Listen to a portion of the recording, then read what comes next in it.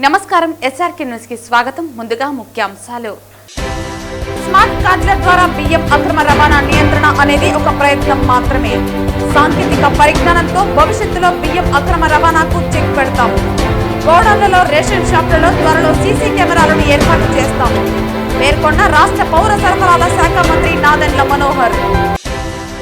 AP ఎస్పీడీసీఎల్లో భారీ ఎత్తున అవినీతి వ్యవహారం జరుగుతోందని ఆరోపించిన మాజీ డీజీఏబీ వెంకటేశ్వరరావు.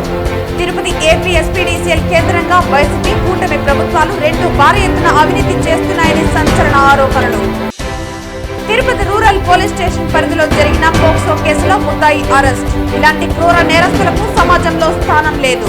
మైనర్ బాలికలపై అఘాయిత్యాలకు పాల్పడితే కఠిన చర్యలు తప్పవు హెచ్చరించిన తిరుపతి జిల్లా SP Subbarayudu. Tirupati council meeting లో బయట వ్యక్తి వచ్చి దాడి చేయటం అమానుష్య చర్య. మేయర్ పోడియం వద్ద నిరసనకు దిగి తమకు న్యాయం చేయాలంటూ నిరసన వ్యక్తం చేసిన వైసీపీ కార్పొరేటర్లు. ఎస్వీ యూనివర్సిటీ ప్రధాన ద్వారం వద్ద నిరసనకు దిగిన ఎంపీ గురుమూర్తి, ఎమ్మెల్సీ సుబ్రహ్మణ్యం కార్పొరేటర్లు. వార్తల్లోని వివరాలు.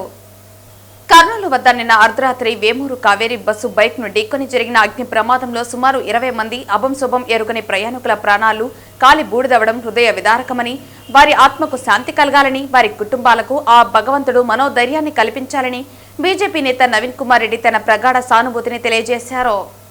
ఈ సందర్భంగా బీజేపీ నేత నవీన్ మాట్లాడుతూ, రాష్ట్ర వ్యాప్తంగా ఉన్న కొంతమంది ఆర్టీఓ, బ్రేక్ ఇన్స్పెక్టర్ల నిర్లక్ష్యం ప్రైవేట్ ట్రావెల్స్ బస్సు ప్రయాణికుల పాలిట శాపంగా మారిందన్నారు. ప్రైవేట్ ట్రావెల్స్ బస్సులను రోడ్డు రవాణా సంస్థ అధికారులు నిరంతరం తనిఖీలు చేయకపోవడంతో తరచూ ప్రమాదాలు జరిగి ప్రయాణికుల ప్రాణాలు గాలిలో కలిసిపోతున్నాయన్నారు. దేశవ్యాప్తంగా సుదూర ప్రాంతాలకు వెళ్లే ప్రైవేటు ట్రావెల్స్ బస్సులలో ప్రయాణం చేసే ప్రయాణికుల పాలిట శాపంగా మారిందన్నారు.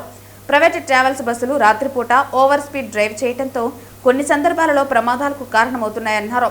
దీనికి ప్రధాన కారణం హైదరాబాద్, బెంగళూరు, చెన్నై లాంటి మెట్రో నగరాలలో ఉదయం 6 గంటల తర్వాత సిటీలోకి అక్కడికి పోలీసులు అనుమతించకపోవటమే అని, ప్రయాణికులను డ్రాపింగ్ పాయింట్ దగ్గర దించాలన్న ఆలోచనతో రాత్రిపూట పరిమితికి మించిన వేగంతో బస్సులు నడుపుతున్నారని, ఆర్టీఓ, పోలీస్, బ్రేక్ ఇన్స్పెక్టర్ల అధికారుల సంయుక్త పర్యవేక్షణ తరచూ లేకపోవడంతో ప్రమాదాలు జరుగుతున్నాయన్నారు. ప్రైవేటు బస్సులలో 8 గంటలు మించి సుదూర ప్రాంతాలకు రాత్రిపూట వెళ్లే ప్రైవేటు బస్సులలో ఖచ్చితంగా డబుల్ డ్రైవర్లు ఉండాలన్న ప్రభుత్వ నిబంధనలను కొన్ని ట్రావెల్స్ యాజమాన్యం గాలికి వదిలేయడంతో ప్రమాదాలు జరుగుతున్నాయన్నారు.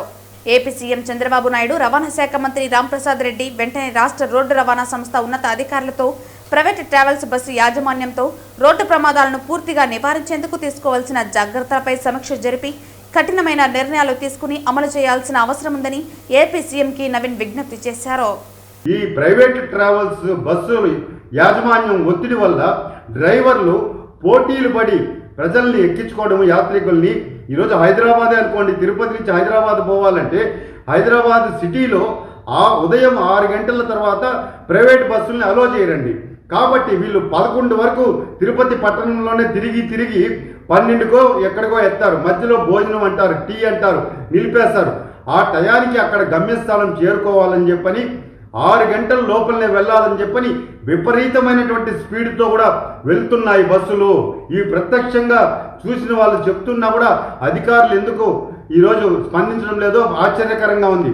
ఈరోజు బస్సులో ప్రయాణం చేసే ప్రయాణికులకి తెలియదండి. వాళ్ళు స్లీపర్ కోచ్ల్లో, ఏసీ కోచ్లు, ఈరోజు ప్రైవేట్ ట్రావెల్స్ బస్సులు చూస్తే పైన పటారం లోన లొటారం అన్నట్లు తయారైపోయింది. పైకేమో బ్రహ్మాండంగా ఉంటాయి, లోపల పోతే అక్కడ ఆ బెడ్లు, ఆ బెడ్షీట్లు, కర్టన్లు వేసేసినామంటే ప్రపంచమే తెలియదు. బయట ఏం జరుగుతుందో, బస్సు ఎక్కడ నిలిపాడో, ఎక్కడ పోతుందో ఎవరికి తెలియదండి. అలాంటి సమయంలో అర్ధరాత్రి వేళ అగ్ని ప్రమాదం జరిగితే ఇలాంటి ప్రమాదాలు, ప్రాణ నష్టం జరుగుతుందండి.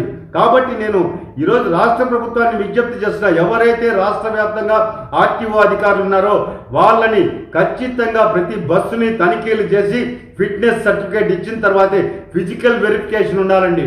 ఆన్లైన్ వెరిఫికేషన్లో ఇలాంటి పనికిరాని బస్సులన్నీ కూడా పెట్టి చేసుకునేస్తున్నారు. అలాంటి దానివల్ల ఇలాంటి ప్రమాదాలు జరుగుతున్నాయి. రాత్రి ఆ డ్రైవర్లు ఎక్కడ ఏ డాబా కాడ దిగుతారో తెలియదు. ఆ డాబాలో దిగినప్పుడు వాళ్ళకి ప్రత్యేకంగా అక్కడ గదులు ఏర్పాటు చేస్తుంటారు. అక్కడ కొంతమంది ఏమన్నా మద్యం సేవించి వచ్చి డ్రైవింగ్ చేస్తున్నారా అని పరిశీలించే అధికారులు కూడా లేరండి. కాబట్టి దయచేసి పోలీసు, అదేవిధంగా రోడ్డు రవాణా సంస్థ, బ్రేక్ ఇన్స్పెక్టర్లు అందరూ కూడా సంయుక్తంగా ప్రతి హైవేలో కూడా ఖచ్చితంగా స్పీడ్ లిమిట్ గన్స్ ఏ విధంగా అయితే పెట్టారో దానికి అనుగుణంగా పోలీస్ పికెట్స్ పెట్టి ఖచ్చితంగా బస్సులన్నీ తనిఖీలు చేయాలి. ఇలాంటి ప్రాణ నష్టం ప్రమాదాలు జరగకుండా పునరావృతం కాకుండా కఠినమైనటువంటి నిర్ణయాలు రోడ్ అండ్ ట్రాన్స్పోర్ట్ అధికారులు తీసుకోవాలని చెప్పని నేను విజ్ఞప్తి చేస్తున్నా, డిమాండ్ చేస్తున్నానండి. స్మార్ట్ కార్డుల ద్వారా బియ్యం అక్రమ రవాణా నియంత్రణ అనేది ఒక ప్రయత్నం మాత్రమేనని, సాంకేతిక పరిజ్ఞానంతో భవిష్యత్తులో బియ్యం అక్రమ రవాణాకు చెక్ పెడతామని పౌర సరఫరాల మంత్రి నాదెండ్ల మనోహర్ అన్నారు. స్మార్ట్ కార్డుల ద్వారా బియ్యం అక్రమ రవాణా నియంత్రణ అనేది ఒక ప్రయత్నం మాత్రమేనని, సాంకేతిక పరిజ్ఞానంతో భవిష్యత్తులో బియ్యం అక్రమ రవాణాకు చెక్ పెడతామని పౌర సరఫరాల మంత్రి నాదెండ్ల మనోహర్ అన్నారు. గౌడన్లలో, రేషన్ షాపులలో త్వరలో సీసీ కెమెరాలు ఏర్పాటు చేస్తామన్నారు. అంగన్వాడీ స్కూల్స్ కి, హాస్టల్స్ కి సరఫరా చేసే బియ్యం నాణ్యతలో రాజీ పడేది లేదని తెలిపారు. నెల్లూరు జిల్లాని పైలట్ ప్రాజెక్ట్ బియ్యం అక్రమ రవాణాలో రాజకీయ నాయకుల ప్రమేయంపై ప్రభుత్వం నిఘా ఉంచిందని మీడియాకు తెలిపారు. ఖచ్చితంగా రాష్ట్ర వ్యాప్తంగా కొత్తగా టెక్నాలజీని ఉపయోగించుకొని ఒక యాప్ కూడా డిజైన్ చేశాం. దీని ద్వారా మాకు వస్తున్న సమాచారం రాబోయే రోజుల్లో మేము ఎప్పుడైతే ధాన్యం సేకరించబోతున్నామో మిల్లర్ల దగ్గర నుంచి కూడా మాకున్న సమాచారం బేస్ చేసుకుని ఖచ్చితంగా అక్రమ రవాణా జరగకుండా తీసుకోవాల్సిన చర్యలు మేము తీసుకుంటాం, చాలా బలంగా తీసుకుంటాం. మొన్న మీరు నోటీస్ చేసి ఉంటారు, విశాఖపట్నంలో మేము ప్రారంభించాం. మొబైల్ టెస్టింగ్ కిట్లు కూడా ఏర్పాటు చేసాం. ఇదివరకులాగా మీరు శాంపుల్ తీసుకుని వారం రోజుల తర్వాత ల్యాబ్ దగ్గరికి పంపించాల్సిన అవసరం లేదు. 5 నిమిషాల్లోనే మీరు శాంపుల్ అది పీడిఎస్ రైసా కాదా అని నిర్ధారించవచ్చు. దాని ప్రకారంగా ఆ లోడ్ని ఇమీడియట్గా సీజ్ చేసుకుని తప్పకుండా వాళ్ళపైన చర్యలు తీసుకోవాల్సిన సందర్భంలో తీసుకుంటారు మా అధికారులు. నేను మీకు మాట ఇస్తున్నాను, అనేక జిల్లాల నుంచి మాకు వస్తున్న సమాచారాన్ని బేస్ చేసుకుని అది మిల్లర్ల దగ్గర నుంచి కానివ్వండి, క్షేత్రస్థాయిలో ఉన్న ట్రాన్స్పోర్ట్ ఆర్గనైజేషన్ నుంచి కానివ్వండి, లేదా ఎవరైతే ఫేర్ ప్రైస్ షాపులు నిర్వహిస్తున్నారో వాళ్ళ నుంచి వచ్చే సమాచారం కానివ్వండి. మొట్టమొదటి పైలట్ ప్రాజెక్టు రాష్ట్రంలో నెల్లూరు జిల్లాలో ప్రారంభించబోతున్నాం. ప్రతి ఫేర్ ప్రైస్ షాప్లో కూడా సీసీ కెమెరా ఏర్పాటు చేయబోతున్నాం. ఇవి కాకుండా మా బఫర్ గోడౌన్ల దగ్గర, తర్వాత ఎంఎల్ఎస్ పాయింట్ల దగ్గర, అంటే మండల్ లెవెల్ స్టాకింగ్ పాయింట్ దగ్గర మేము artificial intelligence cameras already order ఇచ్చాం.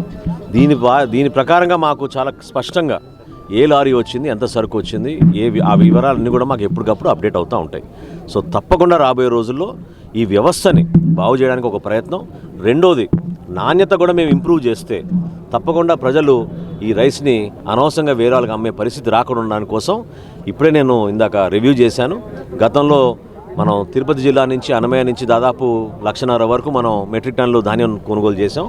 ఈసారి 2 లక్షల వరకు వెళ్ళడానికి కూడా సిద్ధంగా ఉన్నాం. ఎందుకంటే ఇక్కడ మేము సేకరించిన ధాన్యం మన మిడ్ డే మీల్స్కి, మన బిడ్డల భవిష్యత్తుకి, మన సంక్షేమ హాస్టల్స్లో అన్నింటిలో కూడా ఉపయోగిస్తాం. కాబట్టి తప్పకుండా ప్రజల్ని, రైతుల్ని నేను కోరేది మీరు కూడా సహకరించండి.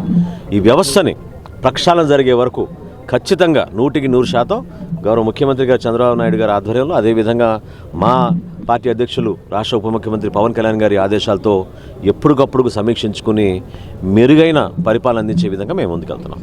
ఏపీ ఎస్పీడీసీఎల్లో భారీ ఎత్తున అవినీతి వ్యవహారం జరుగుతోందని మాజీ డీజీఏబీ వెంకటేశ్వరరావు ఆరోపించారు. తిరుపతి ప్రెస్ క్లబ్లో రౌండ్ టేబుల్ సమావేశం నిర్వహించారు. గత సీఎండీ సంతోష్ రావు ఆధ్వర్యంలో వేల కోట్ల అవినీతి జరిగిందని అన్నారు. కాంపిటీషన్ లేకుండా నిబంధనలు మార్చే 2 కంపెనీలకే టెండర్లు వచ్చే విధంగా చేశారని, తోషిబా, షిరిడి సాయి ఎలక్ట్రానిక్స్ మాత్రమే ఆర్డర్లు ఇచ్చారని అన్నారు.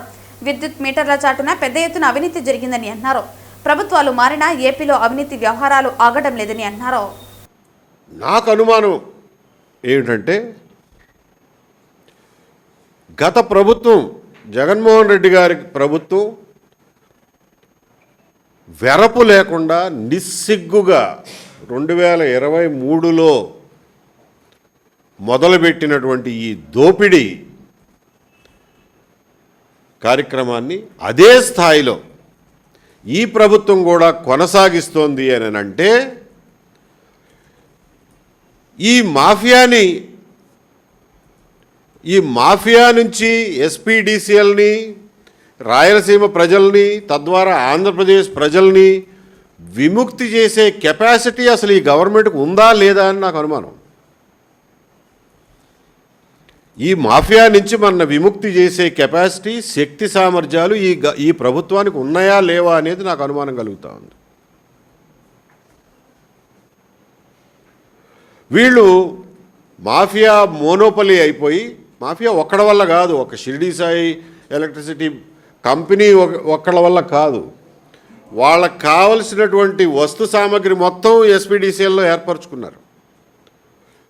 పర్చేజ్ డైరెక్టర్ ఎవడు, ఫైనాన్స్ డైరెక్టర్ ఎవడు, ఆపరేషన్స్ డైరెక్టర్ ఎవడు, క్వాలిటీ కంట్రోల్ చీఫ్ ఇంజనీర్ ఎవడో, లేకపోతే డిఈనో ఏదో స్థాయి, ఆపరేషన్స్ వాడెవడు, స్టోర్ మెయింటైన్ చేసేదెవడు, అకౌంట్స్లో కూర్చునేది ఎవడు, ఆడిట్ చేసేది ఎవడు, ఈ మొత్తం కరెక్ట్గా ఇరికిచ్చేశారు మనుషుల్ని. అందులోకి ఎవడో ఎంటర్ కావడానికి వీల్లేదు, అది ఒక సాలిగూడు.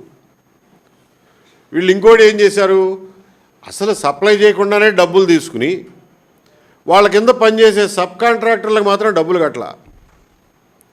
డబ్బులు కట్టకుండా ఇవాళ సబ్ కాంట్రాక్టర్లు దివాళా తీసే పరిస్థితికి వచ్చారు. వేరే ఎక్విప్మెంట్ మ్యానుఫ్యాక్చరర్స్ ఎంఎస్ఎంఈలు ఉన్నాయి, చిన్న చిన్న ఉత్పత్తిదారులు, మధ్య తరహా పరిశ్రమలు, ఆ పరిశ్రమలు మొత్తం మూతపడేలాగా చేశారు. లేకపోతే వాళ్ళు దివాళా తీశారు, లేకపోతే వేరే రాష్ట్రాలకు పోయి నానా కష్టాలు కూడా అమ్ముకుంటున్నారు. అంటే కాంపిటీషన్ మొత్తాన్ని జీరో చేసేసారు, మోనోపలి అయిపోయారు. మరి ఇంత మోనోపలి అయిపోయిన ఇనప చట్రంలాగా బిగించుకుని ముందుకు ముందే డబ్బులు తీసేసుకుని ఇదే డబ్బుల్ని మళ్ళీ ఇండోసోల్ అని ఇంకో కంపెనీలో పెట్టి, లేకపోతే మీరేదో అన్నారా పంప్డ్ స్టోరేజ్ అని ఇంకో కంపెనీ పెట్టి, యాక్సిస్ పవర్ అని ఇంకో కంపెనీ పెట్టి, ఇలా ఈ వ్యాపార సామ్రాజ్యాన్ని విస్తరిస్తూ పోతున్నారే తప్ప ఇది తగ్గే పరిస్థితి కనపట్టల్లా. అసలు వీళ్ళని కంట్రోల్ చేసే పరిస్థితి గవర్నమెంట్కి ఉందా, లేకపోతే వాళ్ళ చేయి కూడా దాటిపోయిందా అనే అనుమానం కలుగుతాం. తిరుపతి నగర పాలక సమావేశంలో 3వ డివిజన్ కార్పొరేటర్ దిండవనం గణేష్ పై జనసేన నాయకులు దాడికి పాల్పడ్డారు. ఇవాళ గ్రేటర్ తిరుపతి ఎజెండాపై చర్చించేందుకు మేయర్ డాక్టర్ శిరీష అధ్యక్షతన నగరపాలక సమావేశం చేపట్టారు. ముఖ్య అతిథిగా హాజరైన తిరుపతి ఎంపీ డాక్టర్ మద్దెల గురుమూర్తి కళ్ళెత్తితే వైసీపీ కార్పొరేటర్పై అసలు సభ్యుడే కాని వ్యక్తి వచ్చి దాడికి పాల్పడటం గమనార్హం. తిరుపతిని గ్రేటర్గా మార్చి అభివృద్ధి చేయాలని సీఎం చంద్రబాబు సంకల్పించారు. ఈ సందర్భంగా శ్రీకాళహస్తి నియోజకవర్గంలోని రేణిగుంట, ఏర్పేడు మండలాలు, అలాగే చంద్రగిరి నియోజకవర్గ పరిధిలోని తిరుపతి రూరల్, చంద్రగిరి మండలాల పరిధిలోని 60కి పైగా పంచాయతీలను తిరుపతి కార్పొరేషన్లో విలీనం చేయాలనే అజెండాను ముందుకు తెచ్చారు. ఈ ప్రతిపాదనపై వైసీపీ కూడా సముఖంగా ఉంది. అది ఒకసారి వెరిఫై చేస్తామండి. బట్ అది వచ్చి జరగడం అయితే నిజము, అండ్ అది తప్పు కూడా, అలా జరగకూడదు. ముఖ్యంగా ఏంటంటే స్టార్టింగ్ నుంచి ఎక్కువ మంది యాక్చువల్లీ అక్కడ మీడియా వాళ్ళు కూడా చాలామంది ఉండిపోయి నాకు కూడా కనపడలేదు. సో తర్వాత విచారిస్తే ఇలా వచ్చి జరిగిందన్నారు. సో దానిపైన కంప్లైంట్ కూడా డిఎస్పీ గారికి ఇచ్చాము, అరెస్ట్ కూడా చేశారు. నేను రిటర్న్ కంప్లైంట్ ఇస్తాను, నెక్స్ట్ టైం నుంచి అలా జరగకుండా చూస్తాం. అక్కడ నేను వినడం ఏంటంటే టాబ్లెట్స్ ఇవ్వాలన్నట్టు లోపలికి వచ్చారంట, ఆయనకి హెల్త్ బాగాలేదని. అది కూడా ఒకసారి విచారణ చేసి యాక్షన్ తీసుకుంటాం. ఓకేనా? నేను కంప్లైంట్ ఇస్తాను. కౌన్సిల్లో జరిగింది కాబట్టి నేను కంప్లైంట్ ఇచ్చాను, రైటింగ్లో కూడా పంపిస్తాను. ఇప్పుడు తిరుపతి మున్సిపల్ కౌన్సిల్ సమావేశం జరుగుతూ ఉండగా అధికార కూటమి పార్టీకి చెందిన వ్యక్తులు సెనెట్ హాల్లోకి ప్రవేశించి కార్పొరేటర్పై దాడి చేసిన ఘటనపై తిరుపతి ఎంపీ గురుమూర్తి తీవ్ర ఆగ్రహం వ్యక్తం చేశారు. కౌన్సిల్ సమావేశంలో మాట్లాడుతూ తిరుపతిని గ్రేటర్ తిరుపతిగా విస్తరించే అంశాన్ని ప్రధాన అజెండాగా పెట్టాలని కోరారు. ప్రజల సమస్యలపై చర్చించాల్సిన పవిత్ర వేదిక అయిన కౌన్సిల్ హాల్లో పట్టపగలు గూండాయిజాన్ని ప్రోత్సహించడం ప్రజాస్వామ్యంపై జరిగిన దాడి అని ఎంపీ మండిపడ్డారు. పవిత్ర పుణ్యక్షేత్రం తిరుపతిలో భద్రత ఉండాల్సిన సమావేశ మందిరంలోనూ దాడులు జరగడం ప్రభుత్వ వైఫల్యమని స్పష్టం చేశారు. గతంలో డిప్యూటీ మేయర్ ఎన్నికల సమయంలో తమ కార్పొరేటర్లను అపహరించడానికి బయట దాడులకు పాల్పడితే ఇప్పుడు ఏకంగా సెనెట్ హాల్ లోపలే దాడి జరగడం కూటమి ప్రభుత్వ అరాచక పాలనకు నిదర్శనమని ఆయన పేర్కొన్నారు.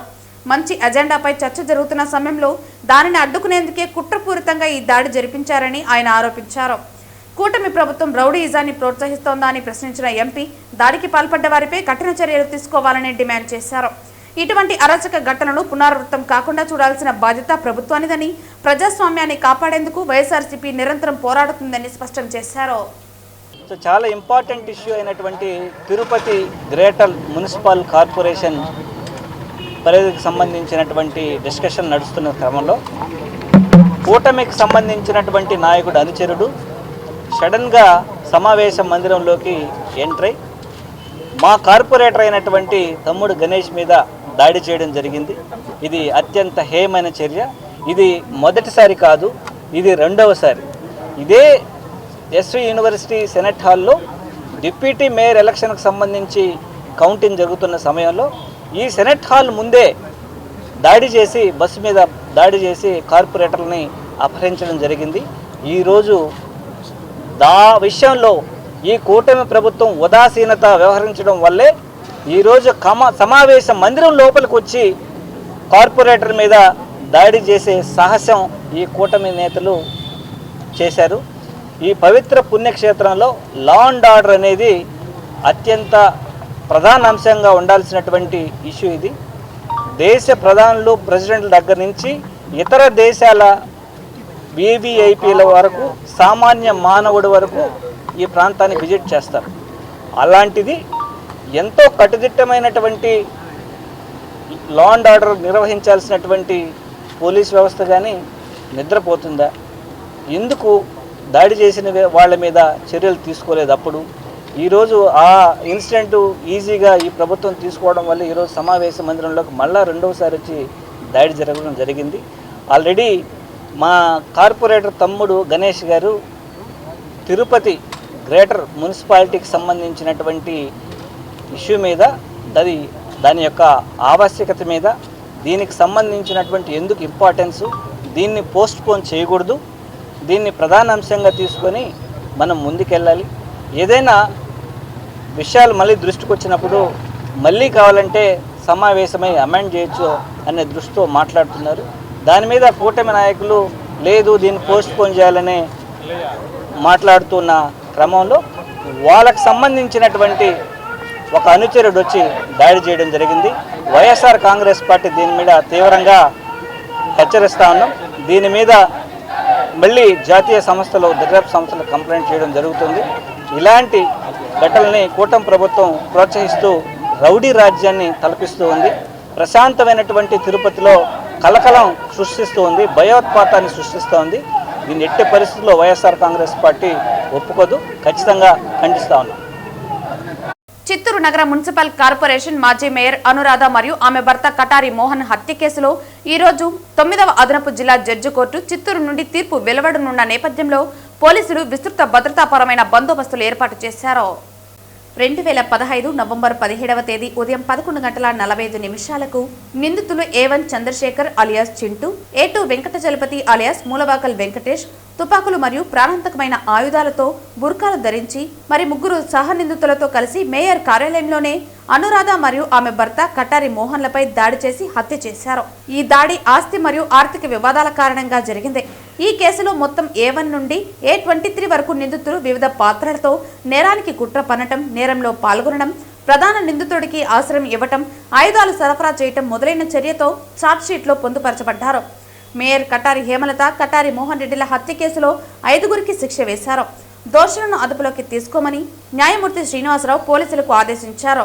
A1 నుండి A5 వరకు నేరం చేసినట్లు నిర్ధారించారు. ఇందులో A1గా చంద్రశేఖర్ అలియాస్ చింటూ, A2గా వెంకటాచలపతి అలియాస్ ముల్బాగల్ వెంకటేష్, A3గా జయప్రకాష్ రెడ్డి, A4గా తోటి మంజునాథ్, A5గా వెంకటేష్ను నిర్ధారించారు. మిగిలిన 18 మందిని 9వ అదనపు జిల్లా కోర్టు న్యాయమూర్తి నిర్దోషులుగా విడుదల చేశారు. అందరికీ నమస్కారం. 2015 నవంబర్ 17వ తారీఖున మా అత్తమ్మ, మామయ్య గారైన కటారి అనురాధమ్మ, కటారి మోహన్ గారిని మన మున్సిపల్ ఆఫీస్లో దారుణంగా హత్య జరిగింది. ప్రతి ఒక్కరికి కూడా తెలుసు. ఆ రోజు నుంచి కూడా మేము న్యాయం కోసం పోరాడుతున్నాము. ఈరోజు జడ్జి గారు ఇచ్చిన తీర్పును స్వీకరిస్తూ A1 to A5 శిక్షార్హులుగా కూడా కోర్టు నిర్ణయించడం అయింది. వాళ్ళకి ఎలాంటి పనిష్మెంట్ ఇస్తారు అనేది ఈ నెల 27వ తారీఖున సోమవారం కూడా చెప్పడం జరుగుతుంది.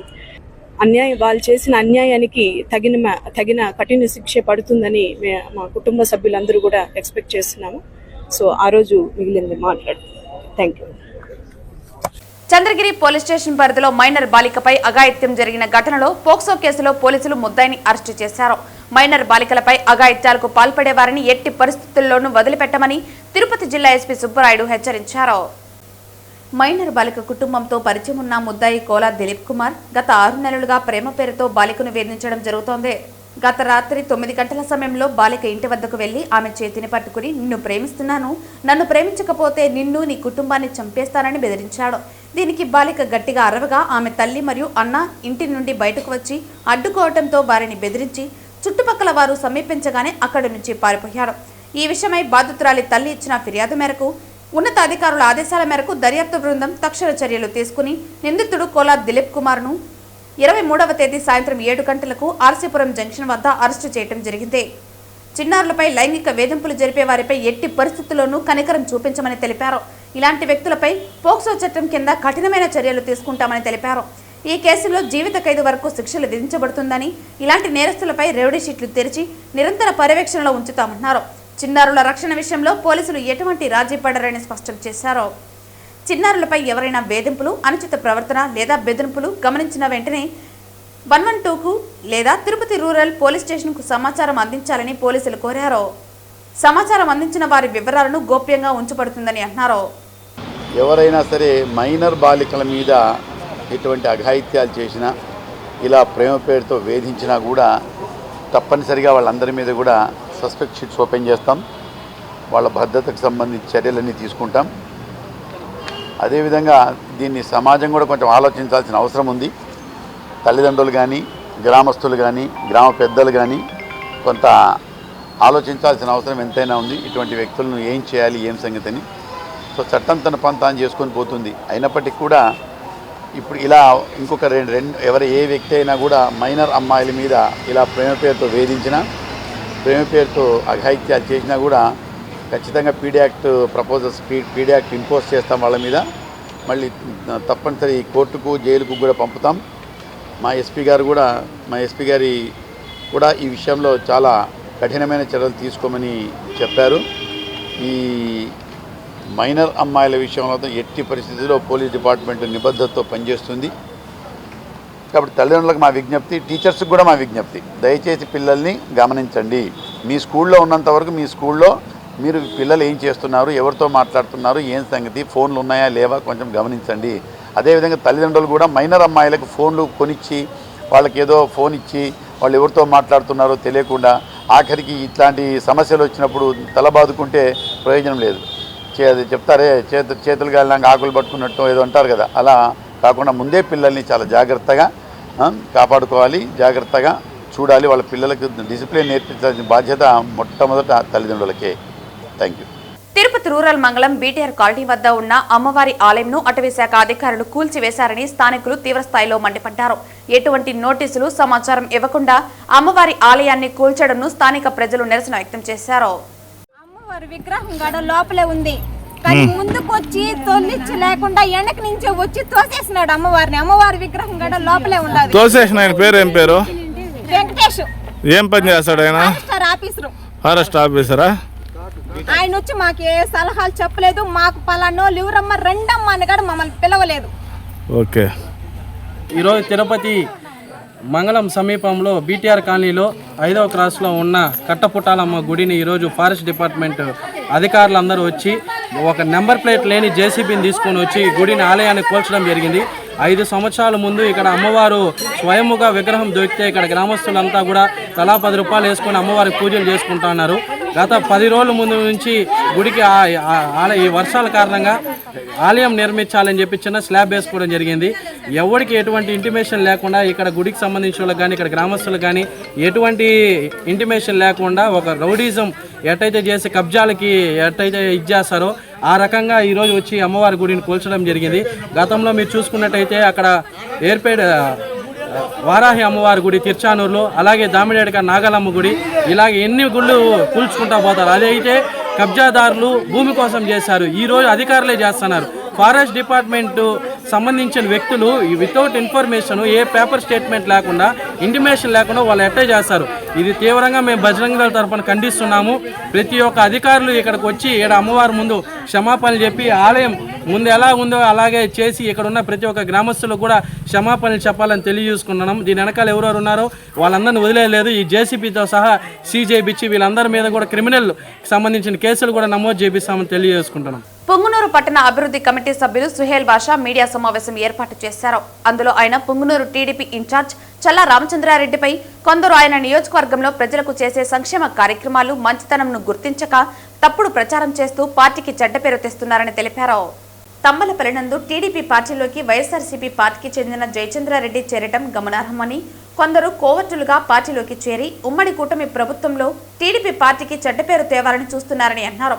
టీడీపీకి చెందిన చల్లాబాబుపై ఎన్నో నిరాధార కేసులు బుక్ చేయడానికి వైఎస్ఆర్సీపీ పార్టీ కుట్ర పన్నుతున్నారని వాపోయారు.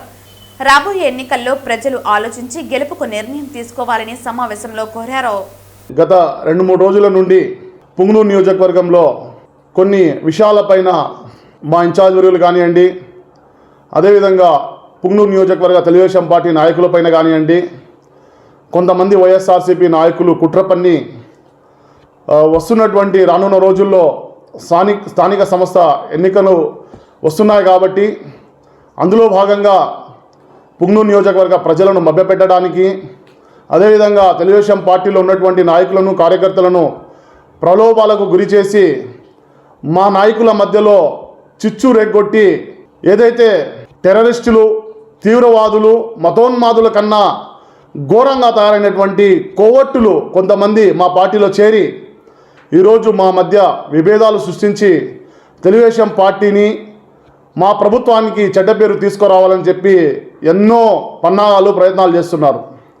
అందులో భాగంగా మొన్నటి రోజు ఏదైతే తంబల్పల్లికి సంబంధించినటువంటి జయచంద్రారెడ్డితో పాటు పుంగనూరు నియోజకవర్గ ఇన్ఛార్జ్ వర్యులు కూడా అక్కడ కలిశారు అని చెప్పి ఒక మహిళ ఆడియో వైరల్ చేసి లేనిపోని అభాండాలు వేస్తూ ఏదైతే మా ఇన్ఛార్జ్ వర్యుల పైన నిందలు వేస్తున్నారో వారికి ఈరోజు సమాధానం చెప్పడానికి, అదేవిధంగా పుంగనూరు అభివృద్ధి గురించి, అదేవిధంగా తెలుగుదేశం పార్టీ అధినాయకులకు మా యొక్క విన్నపం చెప్పుకోవడానికి ఈరోజు మీ ముందుకు రావడం జరిగింది. అందులో భాగంగానే సుమాసానంగా ఏదైతే మా ఇన్ఛార్జ్ వర్యుల పైన ఒక మహిళతో సిఎస్ అని చెప్తూ మాట్లాడినటువంటి వ్యక్తి వైఎస్ఆర్సీపీకి చెందినటువంటి ఒక కోవర్టుగా మేము భావిస్తూ ఆ వ్యక్తిని వెంటనే చట్టపరంగా శిక్షించే విధంగా చర్యలు తీసుకుంటాం. అదేవిధంగా మా ఇన్ఛార్జ్ వర్యులకు ఎలాంటి సంబంధం లేకపోయినా మా ఇన్ఛార్జ్ వర్యుల పేరు తీసుకొని, అదేవిధంగా పుంగనూరు పేరు తీసుకొని తెలుగుదేశం పార్టీని, పుంగనూరు నియోజకవర్గ తెలుగుదేశం పార్టీ నాయకులకు అభాండాలు వేస్తూ మా యొక్క కష్టాన్ని, మా యొక్క మాన ప్రాణాలు పెట్టి ప్రతిపక్షంలో కానివ్వండి, ఈరోజు అధికారంలో ఉన్నప్పుడు కూడా మేము పోరాటం చేస్తూ ఉంటే ఈరోజు మా మాన ప్రాణాలను ప్రణంగా పెట్టినటువంటి తెలుగుదేశం పార్టీ కార్యకర్తలు, వందల మంది జైళ్ళకు వెళ్ళినటువంటి కార్యకర్తలను ఈరోజు కించపరుస్తూ వైఎస్ఆర్సీపీ కార్యకర్తలు, నాయకులు సునకానందం పొందుతున్నారు. వాళ్ళకి సూటిగా హెచ్చరిస్తున్నాం, మీరు ఎన్ని కుట్రలు పన్నినా, ఎన్ని షడ్యంత్రాలు చేసినా కౌరవులు కౌరవులే, పాండవులు పాండవులే, మీరు గుర్తుపెట్టుకోవాలని చెప్పి హెచ్చరిస్తా ఉన్నా. నవంబర్ నెల 17వ తేదీ నుండి జరిగే పద్మావతి అమ్మవారి కార్తీక బ్రహ్మోత్సవాలలో భాగంగా తిరుచానూరు ఆలయ విజిలెన్స్ మరియు ఇంజనీరింగ్ అధికారులతో కలిసి ఏర్పాట్లను ఎస్ఓ మురళీకృష్ణ పరిశీలించారు. ఈ కార్యక్రమంలో ఆలయ deputy EO Harindranath, AVSO Radhakrishna తదితరులు పాల్గొన్నారు. ఓం నమో వెంకటేశయ్య.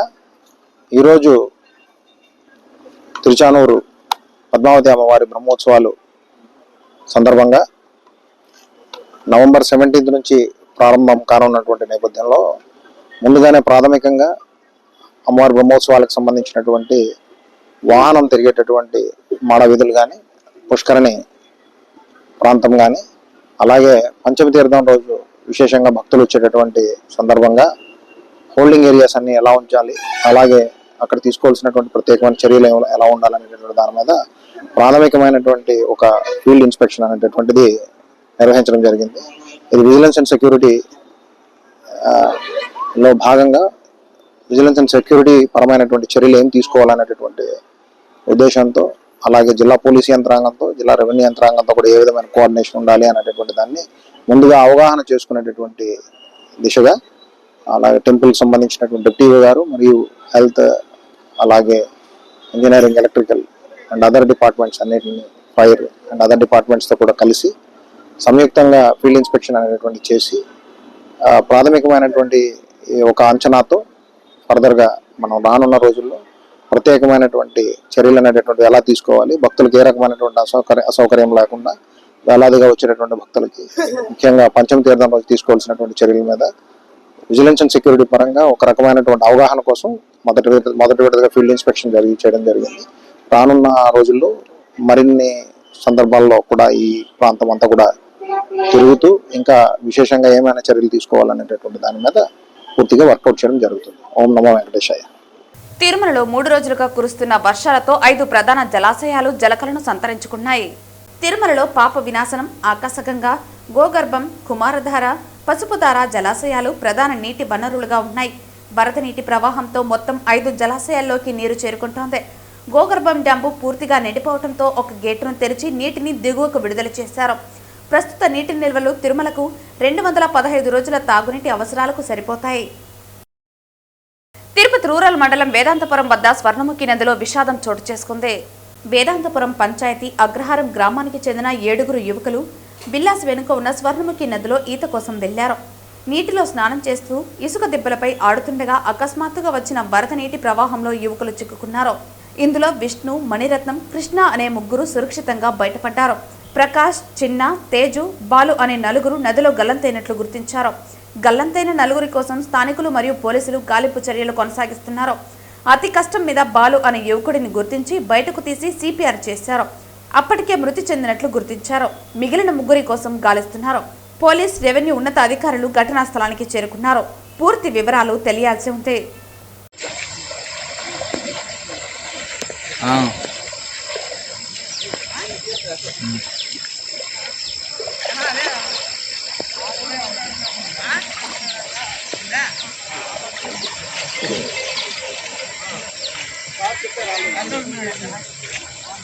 తిరుపతిలోని శ్రీ కపిలేశ్వర స్వామివారి ఆలయంలో శుక్రవారం ఉదయం శ్రీ సుబ్రహ్మణ్య స్వామివారి హోమం ప్రారంభమైంది. కార్తీక మాసాన్ని పురస్కరించుకుని ఆలయంలో 1 రోజుల పాటు ఏకాంతంగా హోమ మహోత్సవాలు నిర్వహిస్తున్న విషయం విదితమే. ఈ రోజు నుండి 26వ తేదీ వరకు 3 రోజుల పాటు సుబ్రహ్మణ్య స్వామివారి హోమం జరగనుంది. ఇందులో భాగంగా యాగశాలలో శుక్రవారం ఉదయం పూజ, హోమం, లఘు పూర్ణాహుతి, నివేదన, హారతి నిర్వహించారు. సాయంత్రం హోమం, సహస్రనామార్చన, విశేష దీపారాధన నిర్వహించారు. ఈ నెల 27వ తేదీ శ్రీ దక్షిణామూర్తి స్వామివారి హోమం జరగనుంది. అనంతరం సాయంత్రం 5:30 శ్రీవల్లి దేవసేని సమేత శ్రీ సుబ్రహ్మణ్య స్వామివారి దివ్య కళ్యాణ మహోత్సవం జరగనుంది. ఈ కార్యక్రమంలో ఆలయ deputy EO Nagaratna, superintendent Chandrashekar, ఆలయ అర్చకులు, అధికారులు పాల్గొన్నారు.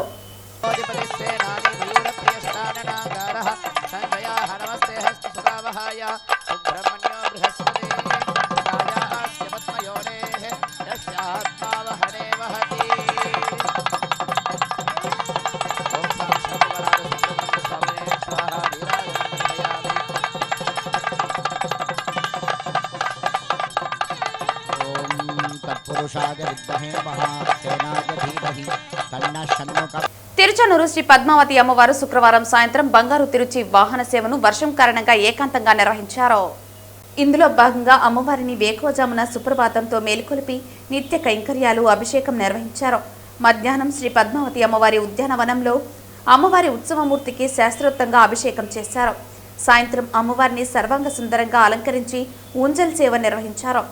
అనంతరం విశేష అలంకరణలో విరాజిల్లుతున్న అమ్మవారు బంగారు తిరుచుపై వాహనం మండపంలో కొలువుదీరి భక్తులకు దర్శనమిచ్చారు.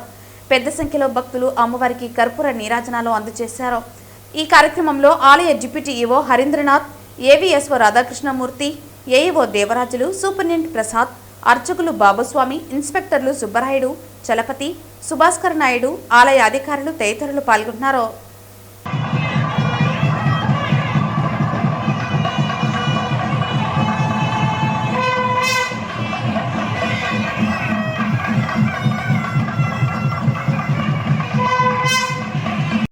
వార్తలు ముగించే ముందు ముఖ్యాంశాలు మరోసారి.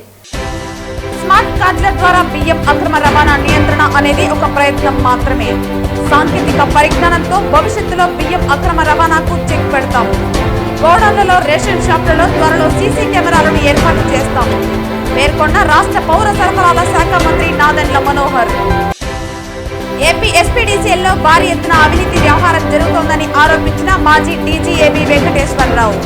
తిరుపతి ఏపీ ఎస్పీడీసీఎల్ కేంద్రంగా వైసీపీ, కూటమి ప్రభుత్వాలు 2 భారీ ఎత్తున అవినీతి చేస్తున్నాయని సంచలన ఆరోపణలు.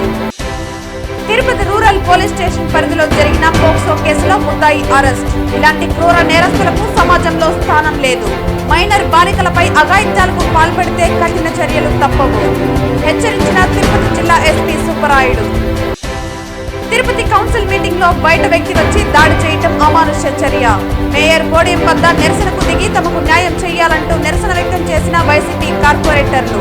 ఎస్వీ యూనివర్సిటీ ప్రధాన ద్వారం వద్ద నిరసనకు దిగిన ఎంపీ గురుమూర్తి, ఎమ్మెల్సీ సుబ్రహ్మణ్యం కార్పొరేటర్లు. ఈ వార్తలు ఇంతటితో సమాప్తం. తిరిగి వార్తల్లో మళ్ళీ కలుద్దాం. అంతవరకు సెలవు. నమస్కారం.